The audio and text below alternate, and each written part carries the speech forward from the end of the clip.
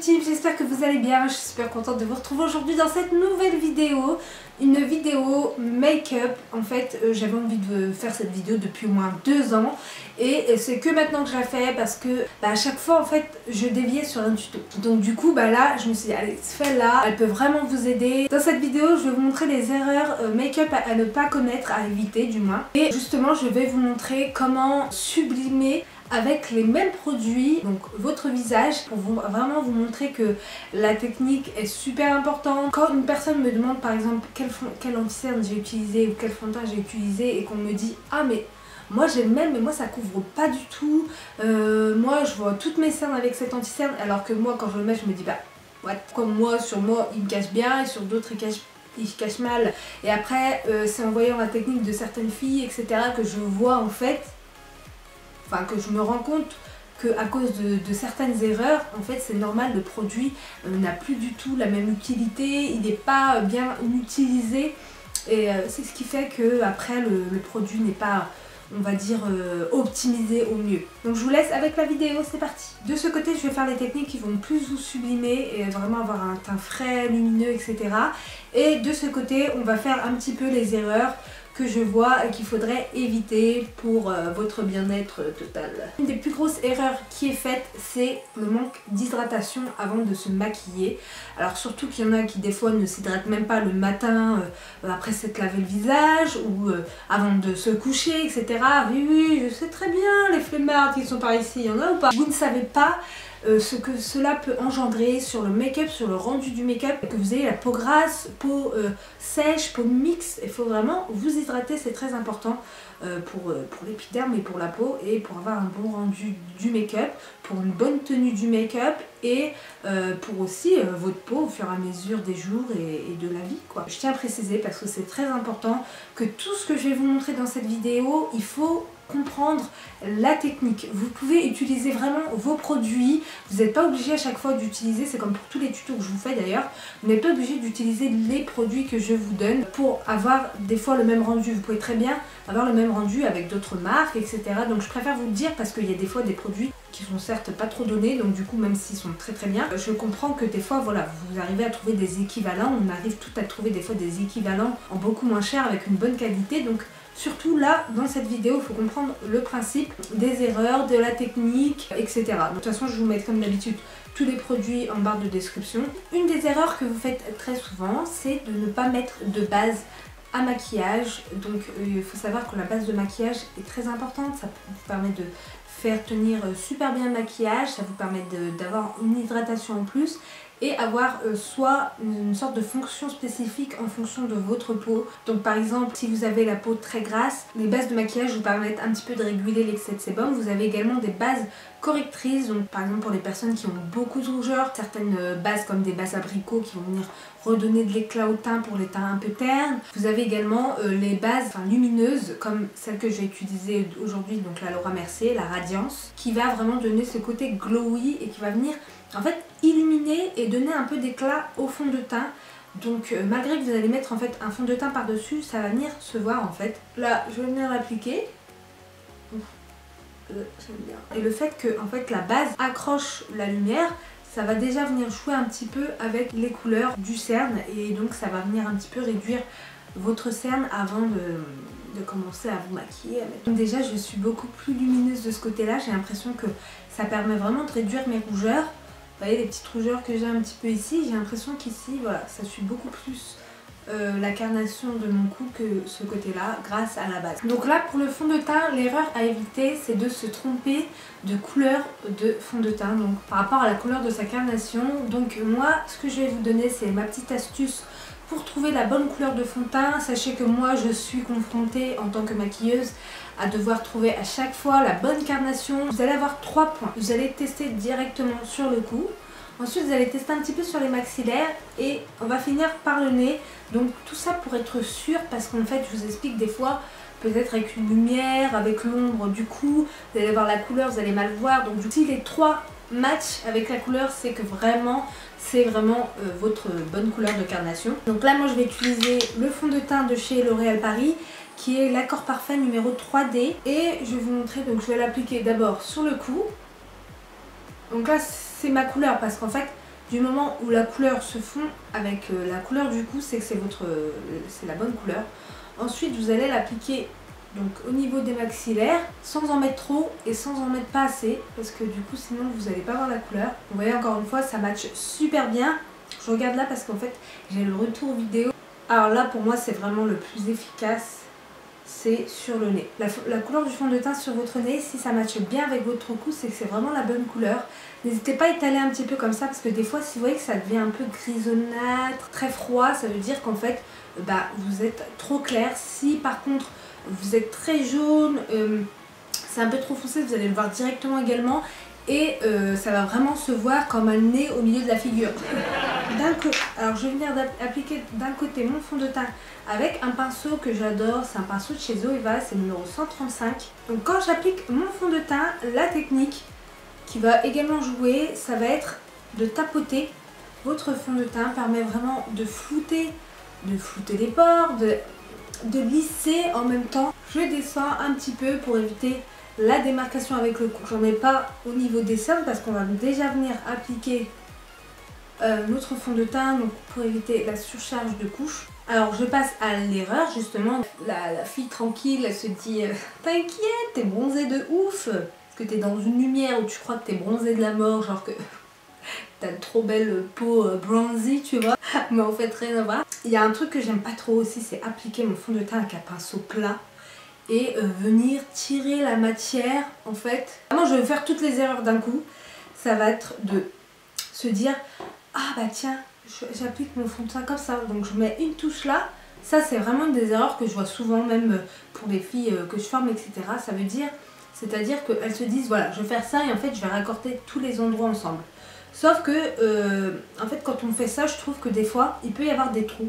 Il suffit qu'en fait, vous n'ayez pas mis assez de produit là par rapport à là, et que le fait que, en fait, vous vous dites que ça va se croiser, mais ça se peut qu'en fait, ça se croise pas et que du coup, ça fasse des petits trous.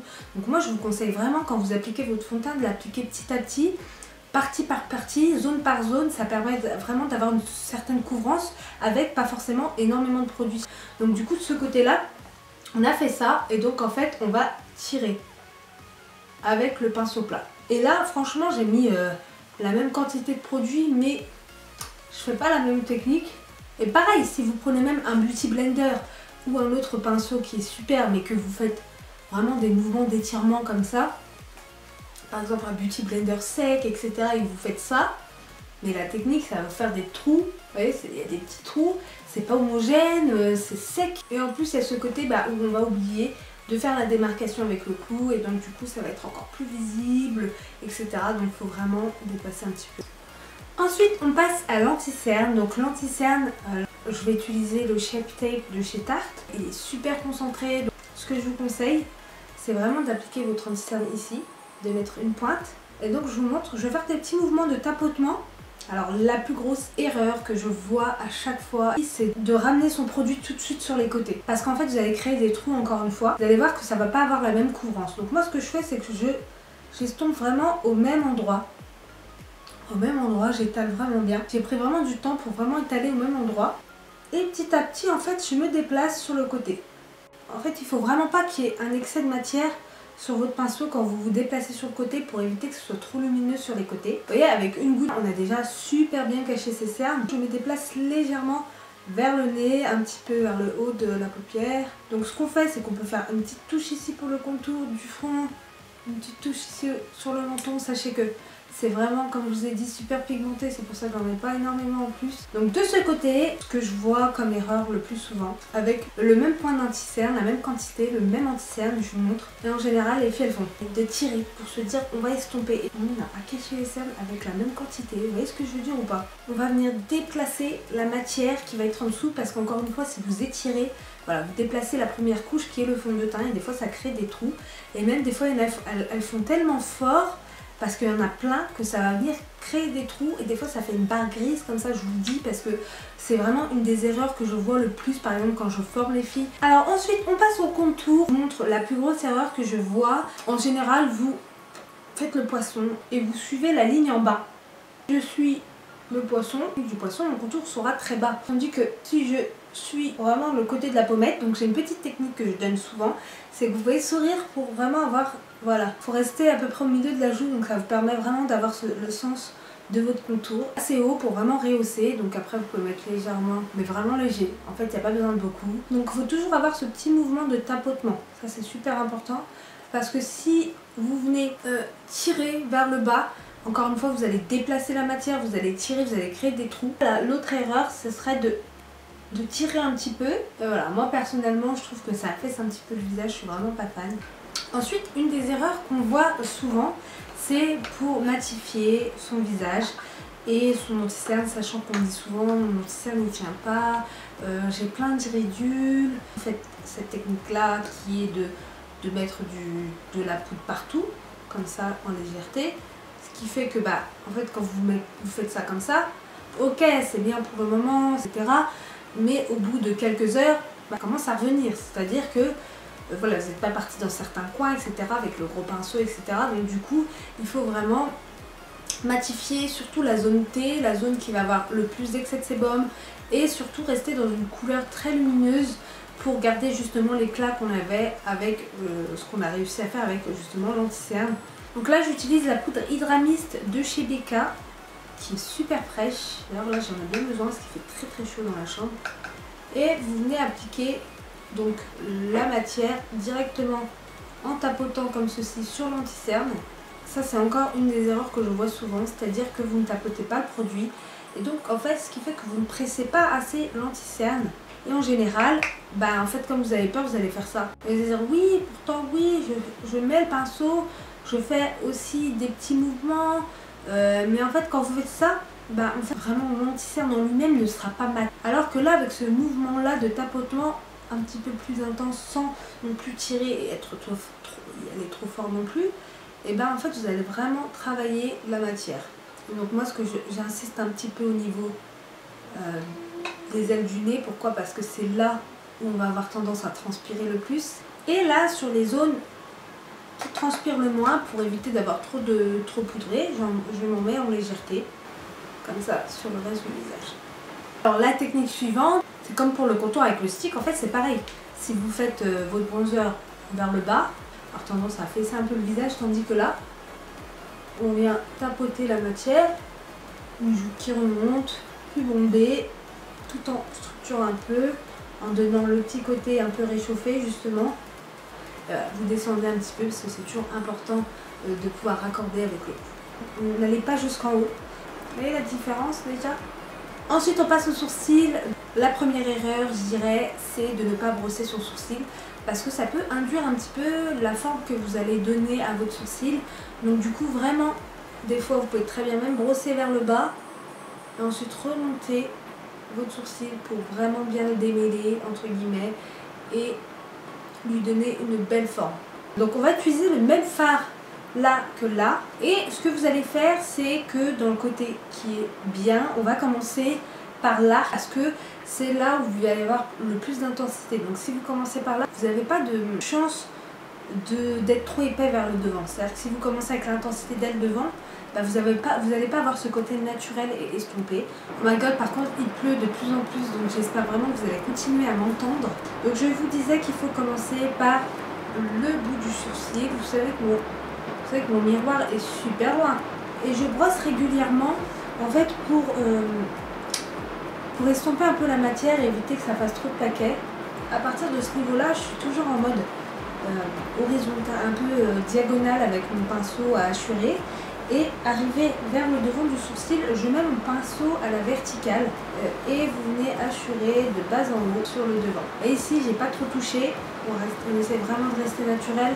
Je ne rajoute pas de produit, donc on a vraiment une sorte d'excédent de produit sur le pinceau qui fait que ça reste vraiment naturel. Ça se dégrade petit à petit et c'est du coup plus naturel que si vous faites l'erreur de commencer par le devant du sourcil.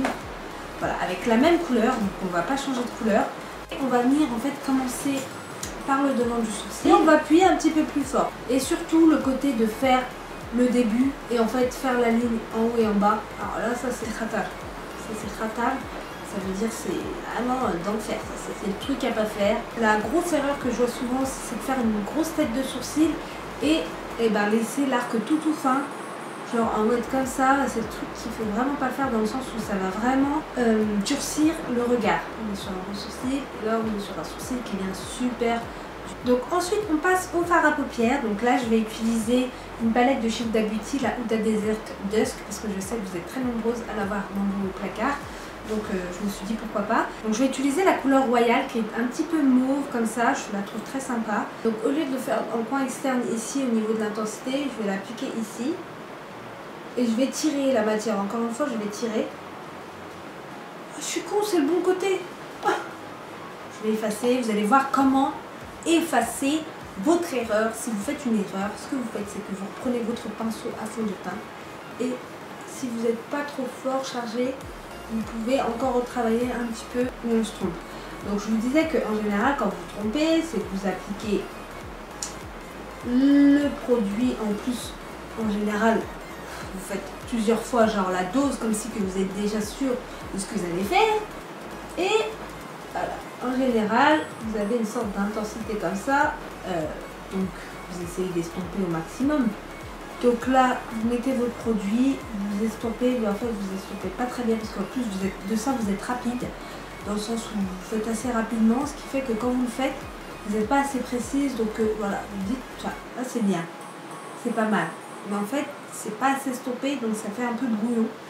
Donc moi, ce que je vous conseille, vraiment, c'est d'appliquer votre matière, de faire juste de petits points. Et d'appliquer votre matière vraiment, vous voyez, la fin de votre œil. Donc vous n'allez pas là, vous allez vraiment à la fin de votre œil. Et vous déposez votre matière délicatement en revenant vers l'intérieur de votre œil, tout simplement. Faites comme ça. Et là, vous vous arrêtez en termes de matière, ça suffit amplement. Et vous allez venir estomper un peu votre intensité, un léger chouïa à l'intérieur du creux de la paupière. Donc ici, vous voyez, quand j'ai déposé, j'ai fait des petits mouvements tout légers. Vous pouvez tapoter également. Et là, on vient étirer un chouïa. Donc la bonne méthode pour étirer et ne pas monter trop haut ou trop bas, c'est de suivre la ligne de votre muqueuse, de votre œil, et de remonter légèrement. Donc là, ça vous donne un petit peu la forme de votre fard à paupières, pas vous tromper de sens. Alors ce que vous pouvez faire pour mélanger encore plus un peu la couleur, c'est que vous pouvez reprendre la couleur de votre bronzer de tout à l'heure et venir le mettre un petit peu en creux de paupière pour avoir une sorte de couleur de transition. Ensuite, l'eyeliner. Alors une des plus grosses erreurs au niveau de l'eyeliner, c'est de l'appliquer directement au milieu et de faire une très grosse intensité et de faire tout de suite un gros trait et de s'arrêter assez finement comme ça. On se dit vas-y, je vais pas faire un gros trait, non, on en fait quand même un gros, et ici on fait une ligne toute fine comme ça et là on se dit vraiment ça va étirer mon œil, mais pas du tout, en fait ça arrondit encore plus l'œil, je sais pas si vous voyez, et du coup c'est vraiment pas très jojo quoi. Et du coup, ce que je peux vous conseiller, moi, alors j'ai déjà fait une vidéo entière sur la technique de l'eyeliner, donc je vous conseille d'aller la voir si vous souhaitez vraiment connaître toute la technique de A à Z. Donc moi, je vais vraiment l'appliquer plus en finesse. Donc vous voyez un petit peu la différence, je suis pas très large au niveau du milieu de l'œil. Donc ce que je fais, c'est que je vais progressivement vers le devant, sans grossir mon trait, voilà, en légèreté jusqu'au devant. Vous voyez un peu la différence ou pas? Ok, pour le mascara, je vais utiliser le nouveau Damn Girl, le nouveau Too Faced. Donc on va tester, c'est parti. Comment ça fait du bien de mettre du mascara. C'est vraiment un des produits que je kiffe dans le maquillage. Waouh, ça fait de super beaux cils. L'erreur, c'est de faire un petit peu de mascara comme ça en surface pour avoir un truc super léger. Et faire ça et se stopper là. Donc voilà, on met un peu de mascara, mais on n'en met pas autant que là. Des fois, on va attendre que le mascara sèche pour en mettre un peu une couche. Donc voilà, après ça dépend aussi des goûts. C'est pas forcément une erreur. C'est juste, voilà, si vous souhaitez que ça ouvre vraiment bien votre regard ou si vous souhaitez juste noircir un petit peu vos cils. Ce que j'ai envie de vous montrer encore comme erreur, c'est vraiment les personnes qui ont un peu l'œil rond comme moi et qui veulent peut-être avoir tendance peut-être à rejoindre l'eyeliner, mais qui au contraire arrondissent encore plus leur œil, et ça c'est vraiment pas joli. C'est de mettre un petit trait comme ça, un petit trait noir, même en mettant un peu de noir à l'intérieur, mais ceux qui ont l'habitude de mettre un peu de noir comme ça, arrondir et faire tomber l'œil, vous voyez ce que je veux dire? Et à la rigueur de mettre tout petit peu de mascara, évitez d'en mettre trop sur le devant mais plus sur le côté à la rigueur. Là vous pouvez, ça vient vraiment étirer un peu le regard, mais ne mettez pas du mascara vraiment genre la dose de mascara du devant jusque derrière, jusque sur le côté.